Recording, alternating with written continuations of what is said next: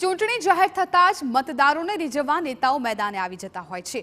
દાહોદમાં મધ્યપ્રદેશ ગુજરાત સીમી પરના 40 જેટલા ગામોને આવરી લેતા ટાંડામાં અનાસ નદી પરના પુલમાં લોકાર્પણમાં પણ કંઈક આવું જ થયું છે। 14 માર્ચે સાંસદ જશવંતસિંહ ભાભોર, રાજ્ય સરકારના પ્રધાન બચુ ખાબડ અને દાહોદ ધારાસભ્યની હાજરીમાં આચારસંહિતા લાગુ પડે તે પહેલા પુલનું લોકાર્પણ થયું। 58 કરોડના ખર્ચે બનેલા પુલનું લોકાર્પણ થતાં સ્થાનિકો હરખાયા। એક બાજુ પુલનું ઉદ્ઘાટન કરીને નેતાજીએ વિદાય લીધી અને બીજી તરફ પુલના પ્રવેશ પર બેરિકેડ લગાવવામાં આવ્યા। સ્થાનિકોને ત્યારે જાણ થઈ કે પુલનું કામ તો અધૂરું છે અને તે પહેલા પુલનું લોકાર્પણ થઈ ગયું। ત્યારે ખરેખર આ પુલનો ઉપયોગ સ્થાનિકો ક્યારે કરી શકશે તે અંગે અસમંજસ છે। હાલ તો સ્થાનિકોના નસીબમાં તો હાલાકી અને નિરાશા જ છે।